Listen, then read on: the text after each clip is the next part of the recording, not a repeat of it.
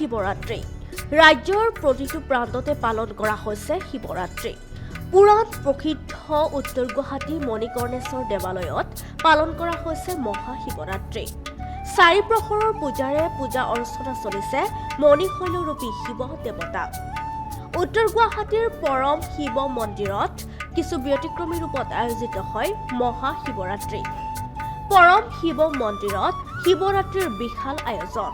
7 দিনীয়াকৈ আয়োজিত পৰম শিৱ মন্দিৰৰ মহাশিৱৰাত্ৰিৰ লগত সংগতি ৰাখি লক্ষ্মীনাৰায়ণ মহাযজ্ঞৰ আয়োজন কৰা হয়। 16 অনাবৈদিক পৰম্পৰাৰে আয়োজিত লক্ষ্মীনাৰায়ণ মহাযজ্ঞৰ বাবে বেনাৰসৰ পৰা অনা হৈছে 36 জন পুৰোহিত। নটাকুণ্ড 3,50,000 আহুতিৰে লক্ষ্মীনাৰায়ণ মহাযজ্ঞৰ দ্বাৰা বিশ্ব শান্তি মানৱ কল্যাণ কামনা কৰিছে। আজি পূৰ্ণাহুতিৰে সামৰণি পৰিব পৰম শিৱ মন্দিৰৰ মহাশিৱৰাত্ৰিৰ। ঐতিহাসিক ৰুদ্ৰেশ্বৰ দেৱালয়টো আহোম ৰজা প্ৰমত্ত সিংহৰ দিনৰ পৰা মহাশিৱৰাত্ৰি পালন কৰি অহা হৈছে। 4 প্ৰহৰ পূজাৰ অন্তত ৰাতিপুৱা ভক্তপ্ৰাণ ৰাইজৰ মাজত আমিষ আৰু নিৰামিষ ভোগ বিতৰণ কৰা হ'ব। মূল মন্দিৰৰ লগতে গুহাৰ ভিতৰতো চলিব পূজা অৰ্চনা। উত্তৰ গুৱাহাটী বিলাঙনিত অৱস্থিত পৰম শিৱ মন্দিৰ আজি বহু বছৰ ধৰি ইয়াতে ৰুদ্ৰ মহাযজ্ঞ আৰু লক্ষ্মীনাৰায়ণ যজ্ঞ চলি আছে। আজি আমাৰ ইয়াতে পুণ্য আহুতি আৰু পুণ্য আহুতি উপলক্ষে আমাৰ বাহিৰৰ পৰা দিল্লী বা বেনাৰসৰ পৰা বহুত ভক্ত আহিছে, সাধু সন্যাসী আহিছে। গতিকে আজি আমাৰ পুণ্য আহুতি ঠিক 12:30 বজাৰ লগে লগে পুণ্য আহুতি হ'ব, যাতে আৰু সকলো ৰাইজক আমি উত্তৰ গুৱাহাটী ৰাইজক আহিবলৈ ইয়াতে অনুৰোধ কৰিছোঁ।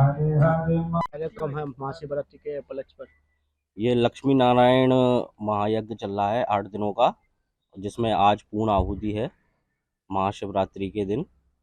और हर वर्ष लक्ष्मी नारायण महायज्ञ यहाँ पर होता है परम शिवम शिव मंदिर में, जिसके लिए पूरे देश के अलग अलग शहरों से अलग अलग राज्यों से यहाँ पर लोग आते हैं यज्ञ में यजमान बनने के लिए और पुण्य की प्राप्ति करने के लिए और भगवान की भक्ति करने के लिए। कितना आहुति है और आज पूर्णाहुति क्या?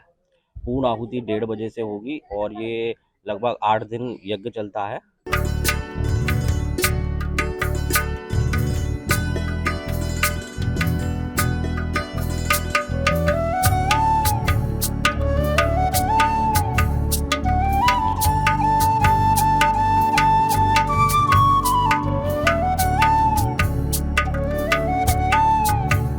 ব্যুৰো ৰিপৰ্ট সংবাদ লহৰ।